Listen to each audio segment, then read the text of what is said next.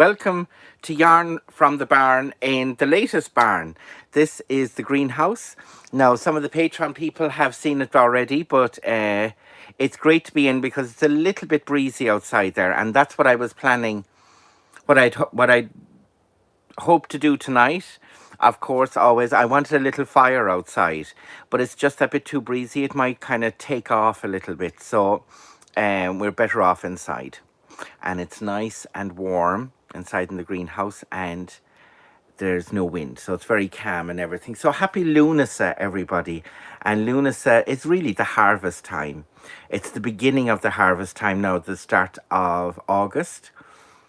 And there's the 1st of August, which is Lughnasadh, and then you have the 21st of September, which is Mabon.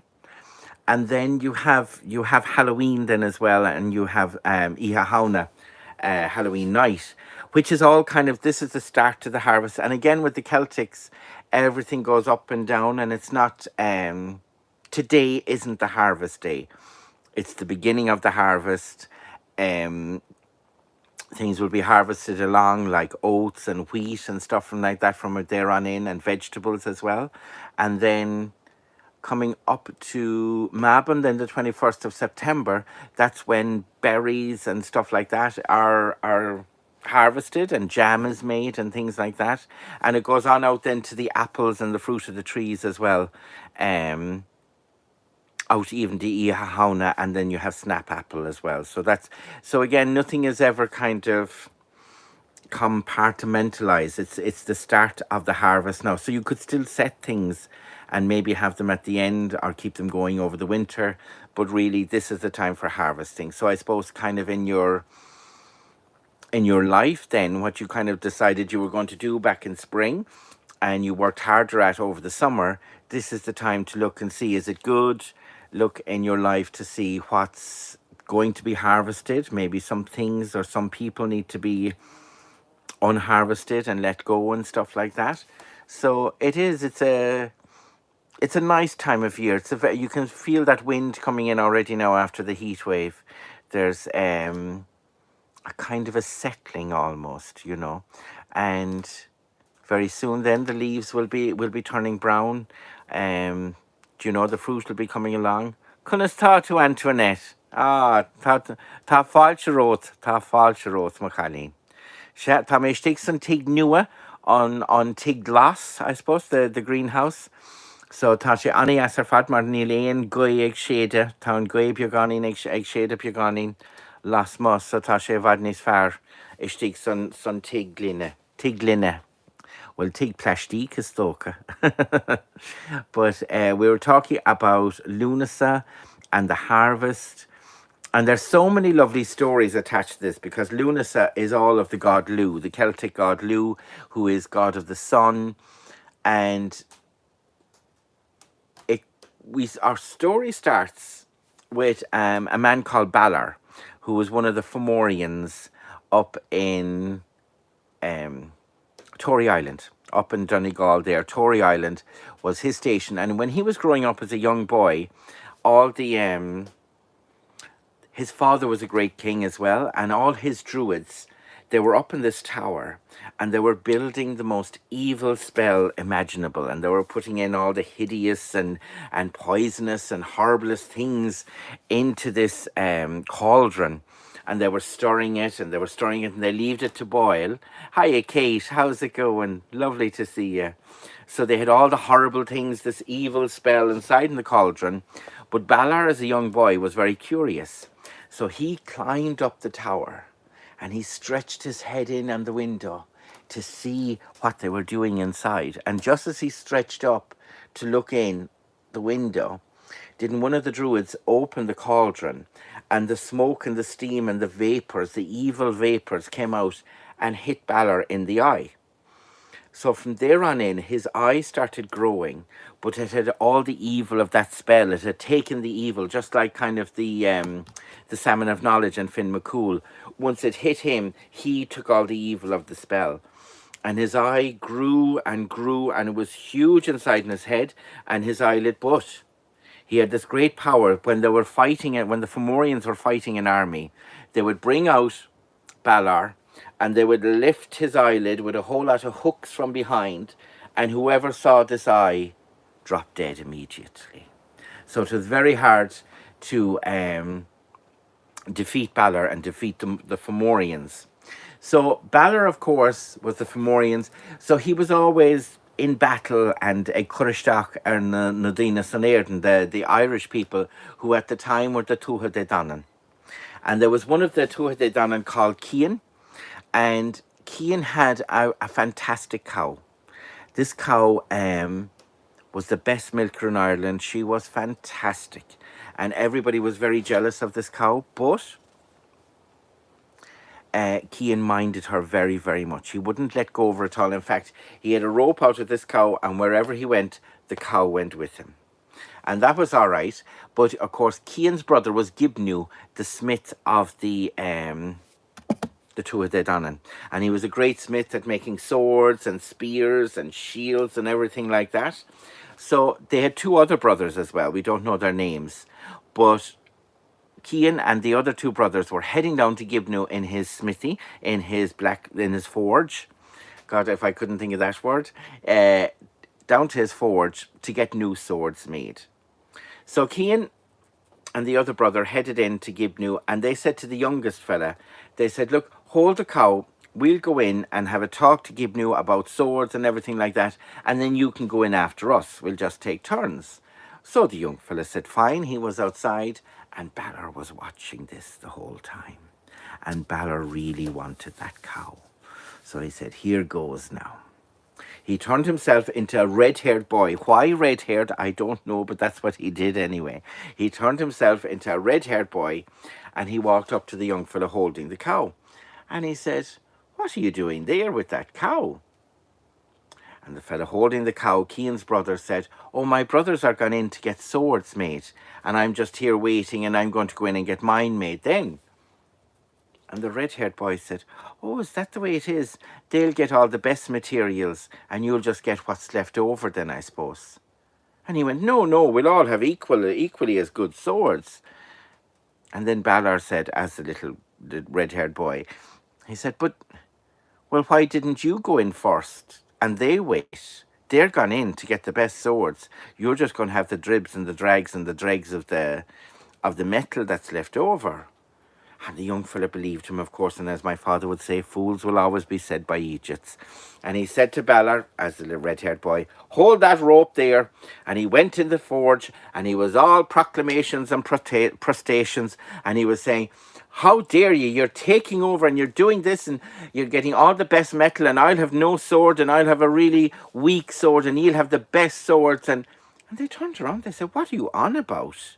And he said, there was this red-haired boy, and then Cian went, don't mind what you're on about, where's the cow?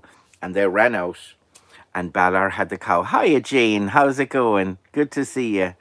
And they ran out, and Balor had the cow taken to his tower up in Tory Island.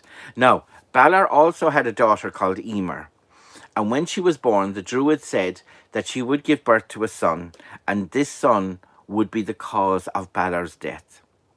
So Balor was very careful with Emer. He built another huge tower. He had 12 nursemaids put in there with her, and there was no door in. There was only a window at the top, and there would be sent food in there and everything. But Emer had to grow up in that tower, and she never knew that such a thing as a man existed. It was always women. And the other women were kind of like nuns, really, I suppose. But they weren't able to tell her anything about a man or anything. She didn't need to know anything about a man, Balor said. And then she would never have children, and he would always survive. So that was all right. Cian was lost without the cow, and the Tuatha De Danann were lost without the cow, because she had such great milk and everything like that. And it was also kind of... what's that word? Prestige. It was prestige as well that they lost. They lost prestige because they lost the cow, and that Balor had it. So Cian went up to Tory Island, and there was Macha, Macha. There was a druid up there, a druidess, and she said, right, I'll help you, but the first thing you have to do is dress up as a woman. And he said, no problem. And they had a big job shaving off his big Celtic warrior beard. They shaved it all off and they did him up as a woman. The two of them were dressed, and Macha made the two of them fly across up to the window of the tower. And the nursemaids were at the window saying, oh my God, what are you doing? What are you doing? And Macha did most of the talking. She said, look, we're two women and we were out in a storm and the winds were so strong that we were blown up into the air and on this window ledge. We've landed. Is there any chance you'd give us a night of sustenance and shelter, and we'll go away in the morning again? We'll get down onto the ground and we'll go home. So the nursemaids thought, sure, God help us, sure, there are two women and there's no trouble, and sure, it'll be interesting for Emer to hear about these two women and their stories. But they said, no, we better not let their Emer see them because they'll start talking about men. But that was all right. As soon as they were in anyway and they had something to eat, Macha put a spell across through the tower and the 12 nursemaids fell asleep. And of course, Cian went off, and who did he find but Emer? And when you have a great warrior and a beautiful princess, as the Sun newspaper would say, the inevitable happened. And that was all right. And the next morning, Cian and Macha flew out the window again, and they had the cow as well. Then they flew around Ballar's tower himself, and they got the cow back, and they went back to Ireland. Well, that was all right. Balor was so upset at losing the cow after he was so clever in winning it back, but he had his own troubles, because one of the druids, one of the nursemaids, had to go to him and tell him that Emer was pregnant.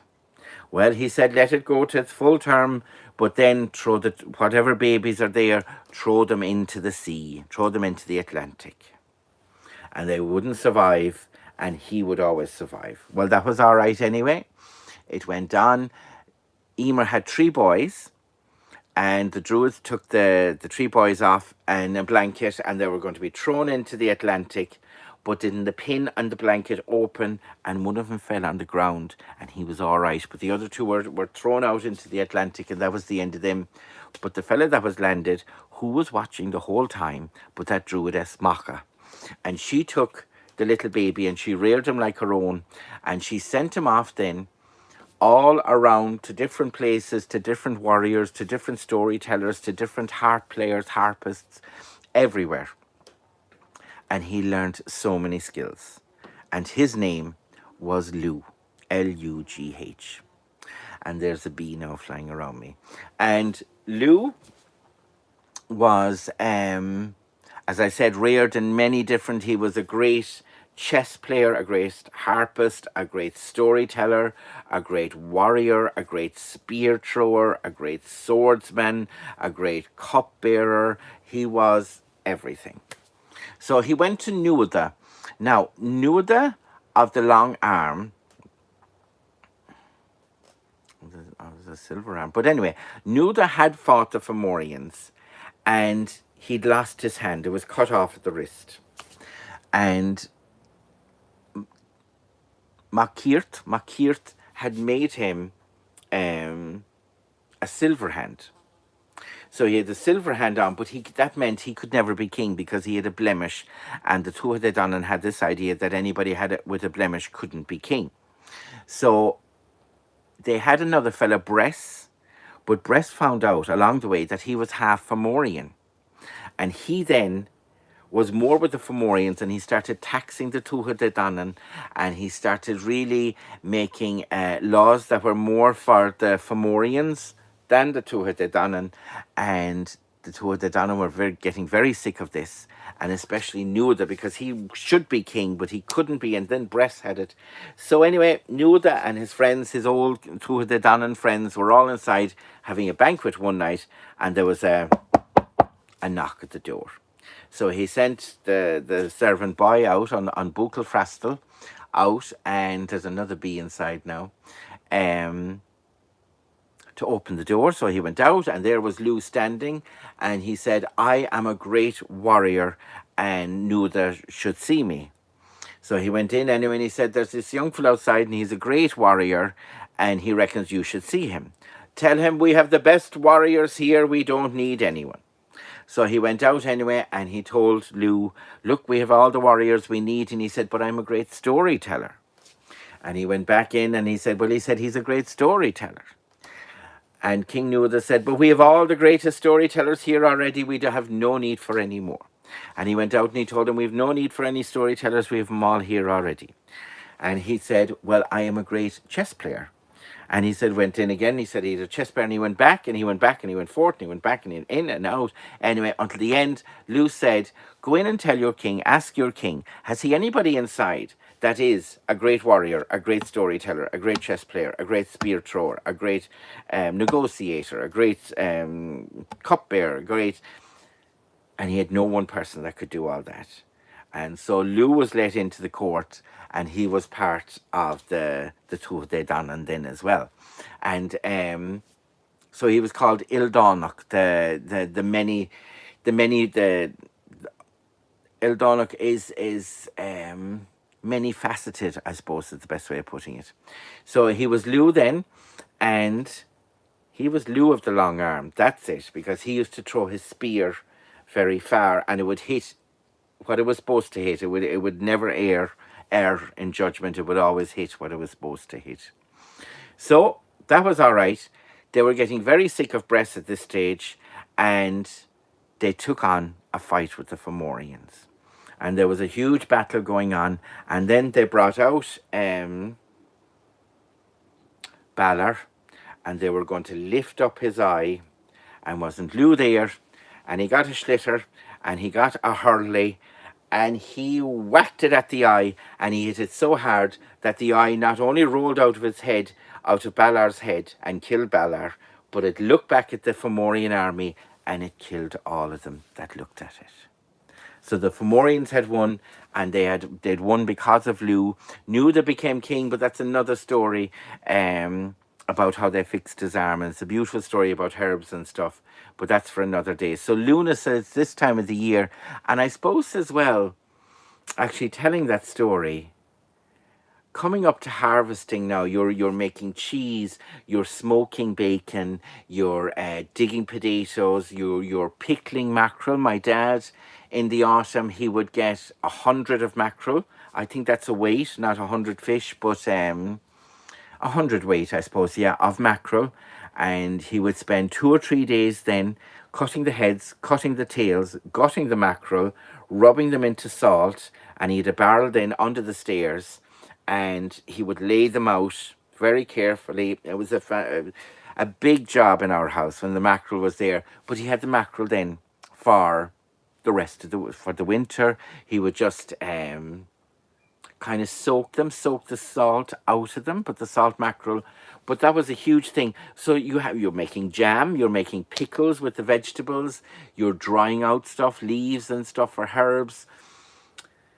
You are multifaceted as well, trying to save everything for the winter. And I suppose the biggest thing as well now, and I'm going to have to start doing it very soon, is thinning down the herd a little bit, seeing is there anybody that could move on, maybe better in a home on their own, or maybe different, you have to thin out everything and be ready for the winter, because now it's the start. And again, it's like when you're enjoying the summer, you're thinking about the winter. But when you're in the middle of winter, you're thinking about spring. It's always, you're kind of looking ahead, and it keeps you going in that sense, that you're motoring along and keeping it all nice and good in a way. And I suppose, do you know what I've realized?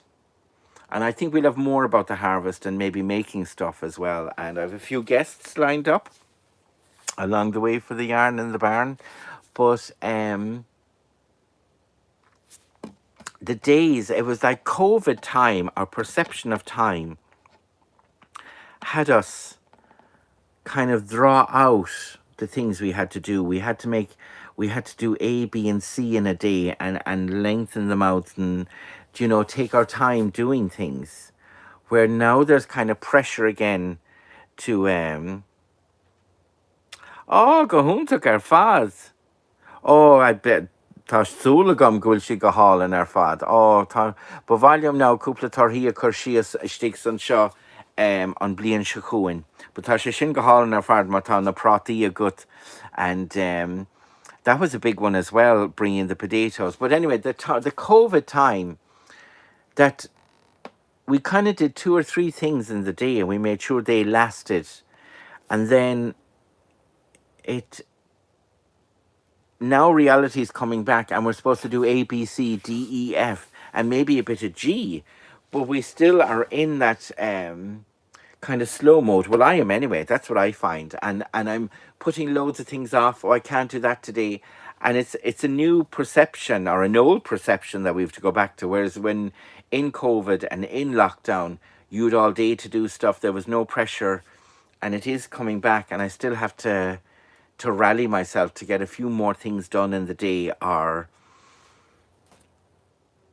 maybe not take so long to do stuff or something. I don't know, because I suppose it's it's to get a few more things done. That's my big pressure now, to get all that done. And maybe the autumn is the time to get up and running again, to get a few things done now before the winter arrives. And but the potatoes, bring in the potatoes then as well. The hay would have more or less been in now. And again, the oats, I had a post up there that I shared last year, and it was beautiful, doing the oats. It would nearly be, I remember September, I think, coming home from school. Would I have been from primary school? But I think it'd be autumn as well, because there was something about Puck Fair. They wanted it done for Puck Fair. And there was a cutting machine, and it made a beautiful metally clicking sound. And Jackie, then our neighbour, there was a board, and the blade ran along cutting the oats, and then he had a rake, and he just went ba-dunk and pulled off, and that was ready for a shave. And then he went again, and that was ready for a shave.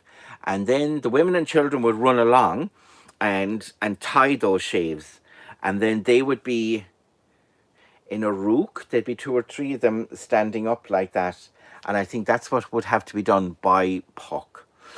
And then they would be put into stack, those rooks, because they had to really dry out and be golden. Season, I suppose. There couldn't be any green. And then they were stacked in kind of a circular thing, where all the grain was in the inside and then on the outside.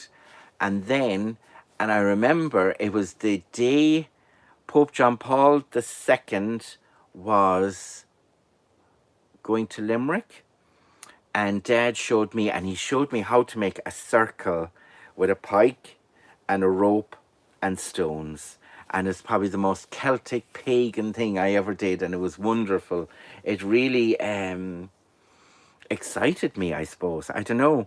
And then Dad cut down loads of branches, because he'd loads of trees growing around the haggard, and they were grown for this. And he'd cut the branches, and I can't remember now, did he have the bushy side outside? I think he had the bushy side outside, and then he would kind of trample it a little bit, and then put the shafts around in a circle. He had it measured out, and the shaves would go up, and you see the trees at the bottom, and there was a little chimney on the inside to keep everything dry and to keep air flow going.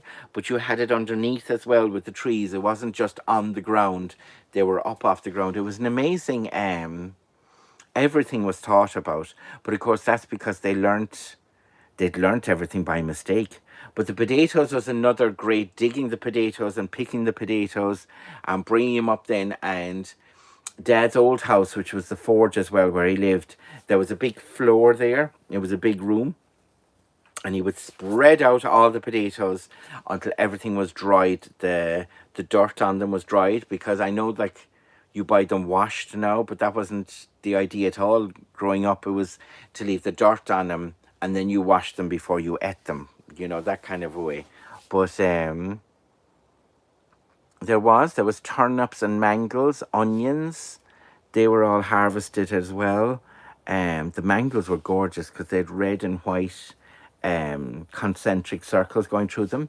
And my dad would cut those then in slices, and the turnips as well, and the mangels. And he'd give them usually to the horse and the donkey, and he'd sit down on a wet day, and he'd be just passing them a slice and he'd give them to the cows as well. Not too many to the cows, but more to the horse and the donkey. And the donkey and the horse always got the oats as well. And the cows then got the hay. And the turf was another thing. So it was a beginning, and we have Puck Fair at this time, the 10th, 11th, and 12th. And that must be a harvest fair as well, and a celebration of the harvest, and because there's lots of fairs. There's a fair in Kinmare as well. I don't know, is it the 15th of August? But around this time, so you can see there's lots of different stories about how King Puck Festival happened, but nobody's really too sure. And I am thinking of something, but I'm not going to say anything yet until I have it all thought out. But it's that time of year. You can feel it's the light as well. The light was at its highest there, the 21st of June. It's still very good. I mean, it's still bright now. It's nearly 8:30. It'll be bright until 10, maybe 10:30. But it's coming down a little bit all the time. So there we go. So a happy Lughnasadh to everybody. We'll probably be talking about little aspects, and I might be doing a few things along the way. I wouldn't mind trying to do that as well, a few videos. And as I say, I have a few guests lined up as well. So that's everything from Yarn in the Barn. We'll see you tomorrow morning, probably 10 o'clock as well, because it's Bank Holiday Monday. Slán in ish gach duine, go raibh maith agaibh ar fad. Thank you, Slán.